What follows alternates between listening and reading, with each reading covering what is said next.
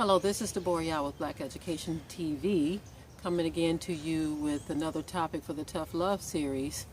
And this time we're going to be talking about entering into marriage for the Daughters of Zion. Marriage is something that you don't enter into lightly, okay? This is something that I believe should be directly under the direction of the Most High Yah. And you should never be governed by your flesh when entering into marriage. There's a lot of reasons why. Marriage is a covenant, first of all. And when you make a covenant, the Most High takes that very seriously. As we've seen examples throughout Scripture where the breaking of a covenant to the Most High is serious business. So when you enter into marriage, you must consider that. And the reason I'm covering this topic is because, as I've stated many times before, I get questions from a lot of sisters, and many times those questions are more like venting because they have entered into a marriage that it had become obvious to them that it wasn't of the Most High. To the woman who sent me a question the other day, again, I won't be sharing names, but I will be very vague with the examples shared. Although many of them overlap, there are a lot of sisters who are going through the exact same thing. But in this particular case, you submitted your question and testimony as it relates to the marriage you entered into. You said that there were signs beforehand that you shouldn't marry this person. As a matter of fact, before the marriage, there was a split because of some very, very deep things that were happening in the relationship prior to marriage, you see.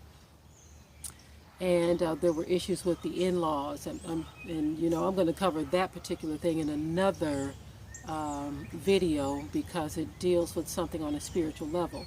I'm going to kind of break away from that part so that the whole story is not apparent here, but you will know based on what I'm talking about now as it relates to entering into a marriage where you saw very clear signs that this is an answer to your particular situation.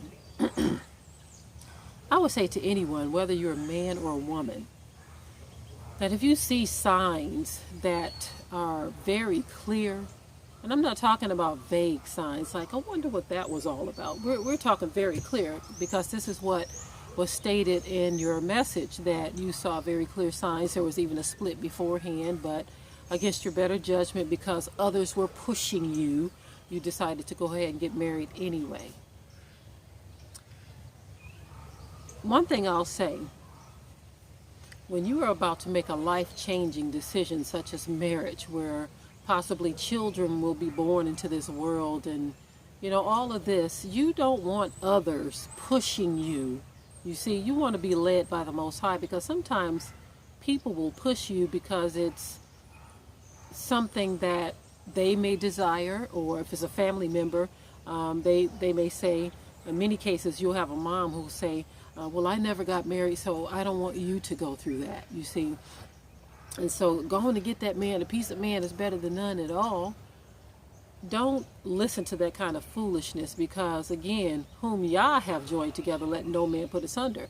Notice the key word is whom Yah have, the key phrase is whom Yah have joined together. You see, you don't want to be joined together because someone else thinks it's a good idea, especially if you haven't shared with them the things that you go through when you're around this person. Because trust me, at night when you're around this person, when you are spending quiet time or alone time with this person, they are not there to hear the things that comes out of this person's mouth. They are not there to witness the snapping and the biting off at you that this person may do, or the belittling of you. They are not there to witness those things, so they should not be a voice in the decision to whether or not you should marry this person. And I know many sisters, they get in this mindset where, well, I'm lonely and I'm not getting any younger, and you know, all of these things come to mind when there is a man involved. And so you begin to reason within yourself that, oh, I'm going to overlook that. Oh, that ain't that bad. I can deal with that. You know, Nobody's perfect. You'll begin to reason with yourself. That's not how it's supposed to be, family. When you are being married according to the will of the Most High Yah, then you won't have all of these big question marks going into it. They won't be there, you see. Now, we certainly understand that no one is perfect, and no one is saying look for the perfect spouse, you see. But you do want to look for someone who fears Yah, or should I say a man wants to look for someone who fears Yah, and that daughter of Zion wants to make sure that that man himself fears Yah, because if you don't have both, you're going to have chaos, you see. You don't want to be a woman who has been put in the position where the only thing you're praying about is, Abba, Yah, what have I gotten into? How can I get out of this? You see, you want to be the kind of woman that's going to be strong enough to say no when that type of pressure comes on you. And certainly don't put yourself in a position where sex is the deciding factor. This brother comes around, he starts, just say you're a woman who's not in what they call the truth.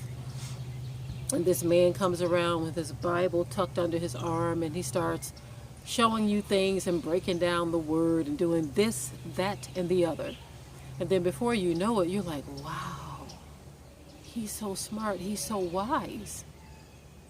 Satan knew the scripture, you see. Never look at the fact that don't look at this alone, should I say, that a person knows the scripture and say that this is going to be a great husband, because there is more to it than that, a lot more to it. One of the things that attracted me to my husband was how much he knew the word. You see, when I met my husband, I was very young, of course. I met him when I was 19, about to turn 20. And he would have Bible studies, and a lot of his nephews and a lot of the brothers in the neighborhood would come by, and I would be there. We were recording at the time, and I would hear him teaching, and I was just so amazed at his knowledge in the Word, and I was attracted to that. You see, I was never really attracted to younger men, because at my age, someone that was 20 or someone that was around that vicinity, they were still kind of in la-la land in terms of, the type of lifestyle they led. They weren't trying to think about being a man and having a family and things of that nature. Although when I first met my husband, he didn't want children either, before we got married and we were just talking and courting. He said, I don't think I want children. When I look at how this one turned out and that one turned out, I don't think I want any children. You see, he would refer to just children in the neighborhood, how they were just growing up so wild and just literally out of control, you see. But the Most High, he had different plans, you see.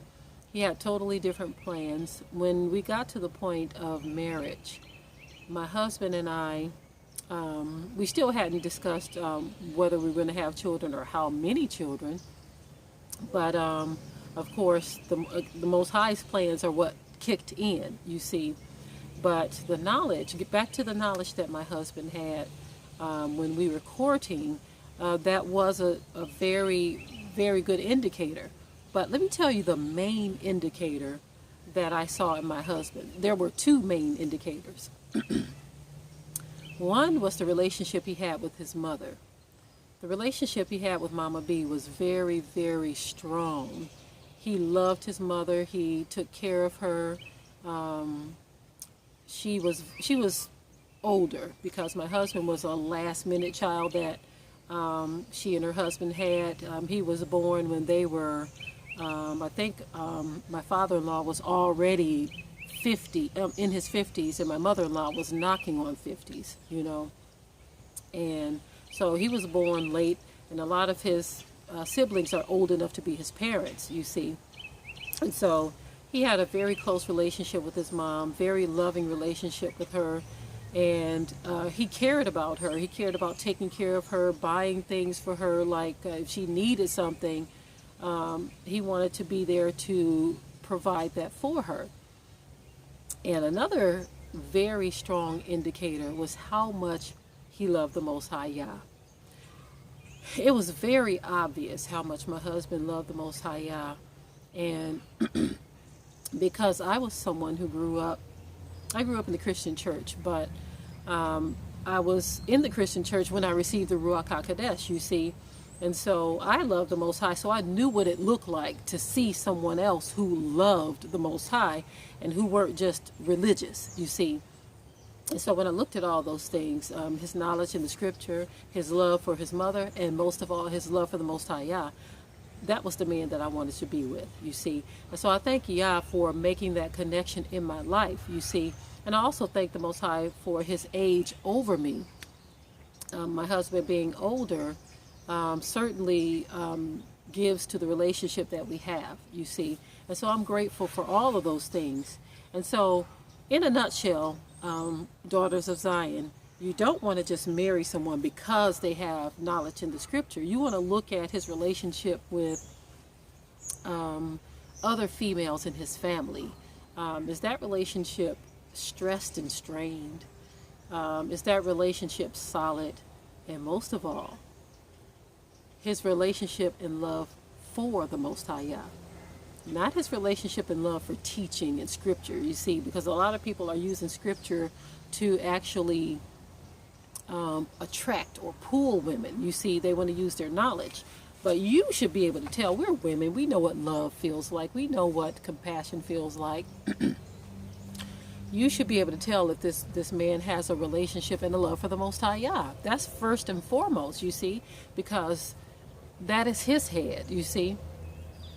If this man just seems to be religious and your intuition tells you that, go with that. Understand that you are not trying to get into a relationship with a man who is simply religious, but he does not answer to the Most High Yah. He doesn't love the Most High Yah.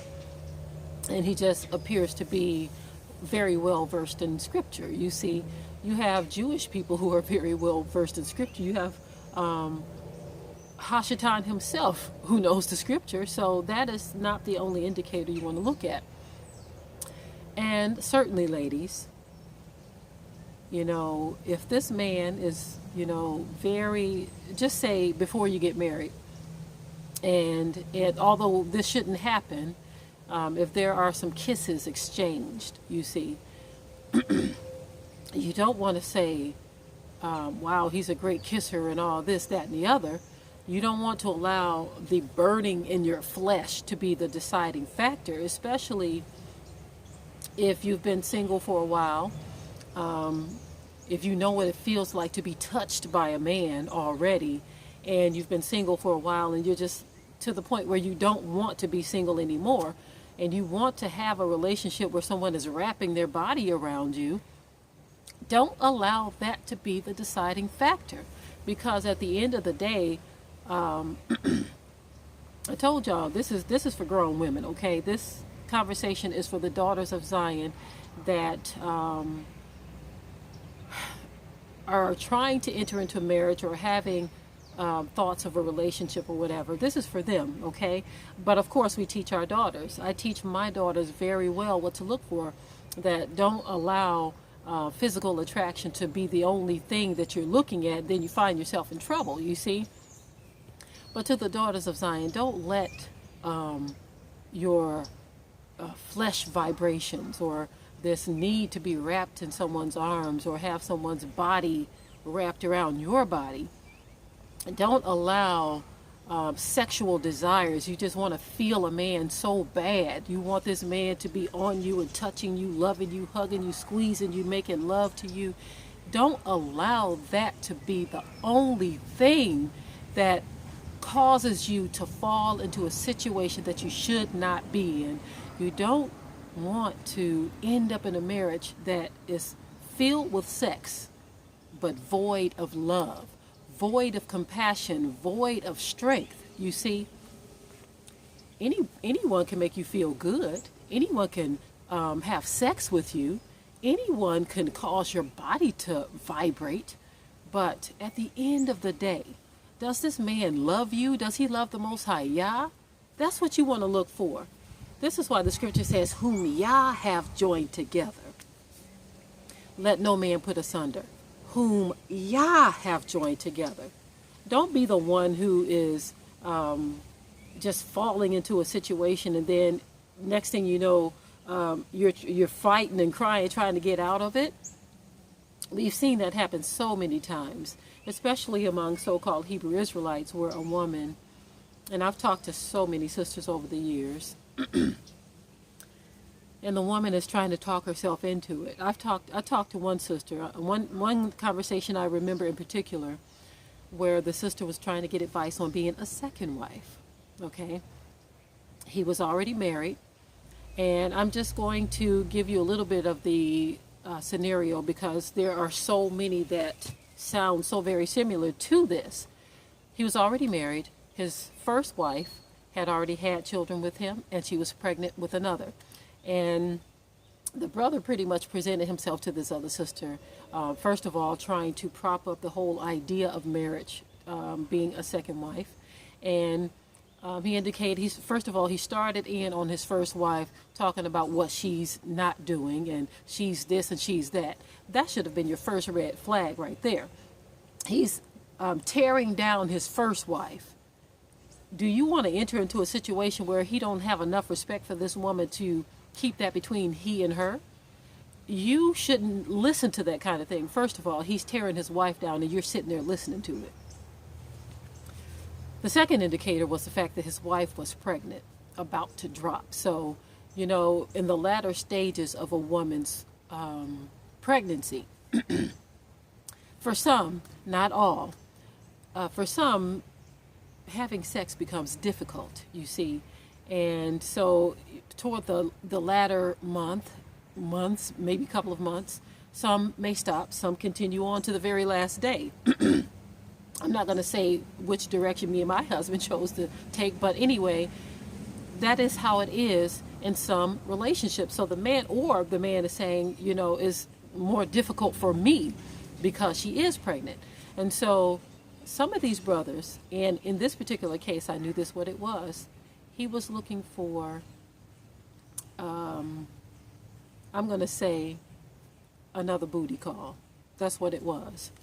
Because as she explained everything to me, this brother was explaining to her that you're going to have to take care of yourself pretty much. She said that he didn't have a job and she was going to have to stay in her own place. And when he comes by, she's going to have to be available for him. So that was a strong indicator right there that this man was looking for another booty call. But he wanted to paint this picture, but you're going to be my wife though. But I'm going to live over here with my first wife, you see. I'm going to live with her. We have children. She's pregnant right now, but when I come over here, you make yourself available to me, you see. And so my question to the sister was this. I said, okay, after hearing everything you had to say, where do you see yourself in 6 months if you decide to pursue this relationship? Do you think you're going to be happy? Do you think this relationship is going to last? Do you think it's going to be solid? Do you get a feeling that this man loves you or is in love with you or cares about your life? I asked her the very hard questions. And I said, 6 months from now, where do you see yourself in that situation? There was a silence that came on the phone. Then I asked her again.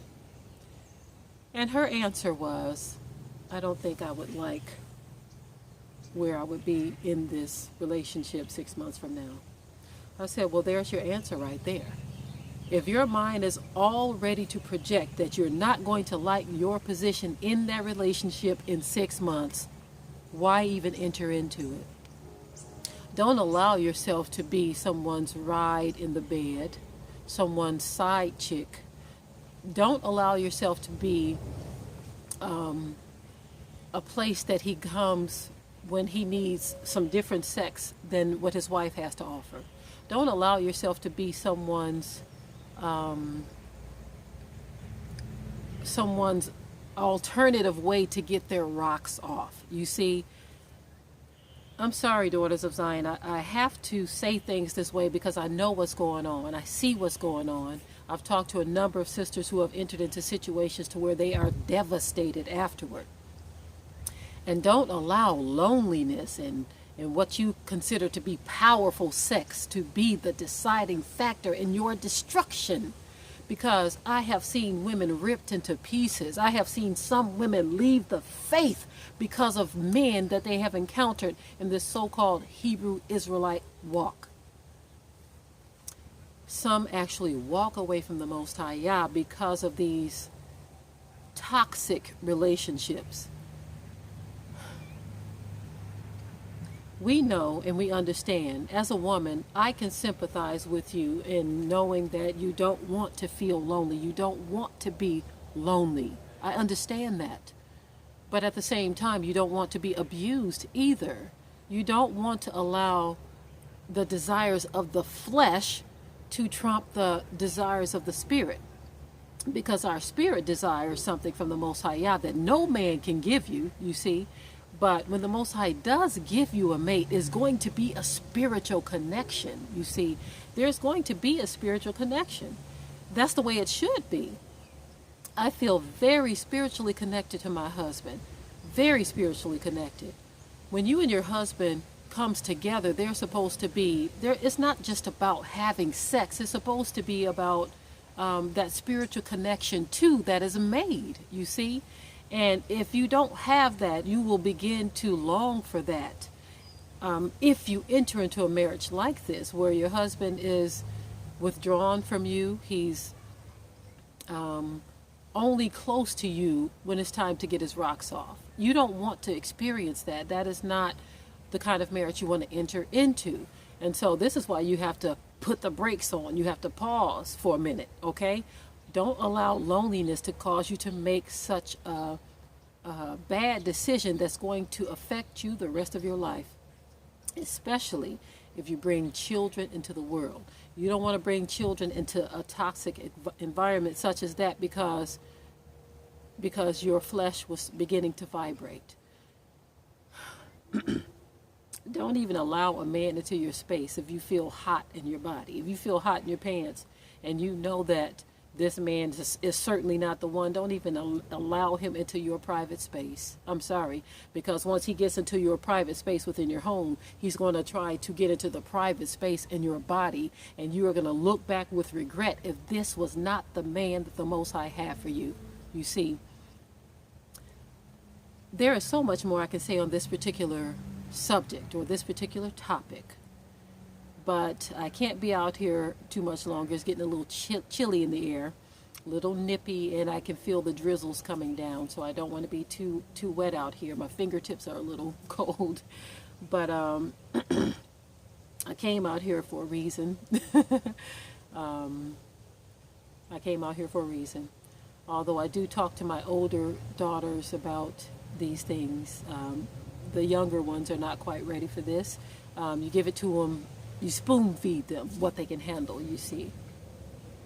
So daughters of Zion, I love you. And I'm doing this series because I love you. You see, I have heard the tears. I have spoken to many of you. Many of you may remember I shared a conversation that I had. I didn't share the conversation, but I shared the results of the conversation. When I spoke to this woman about what she had been going through with her husband, I'm telling you, as we spoke, I could feel, it's almost as if the Most High allowed me to feel every bit of her pain.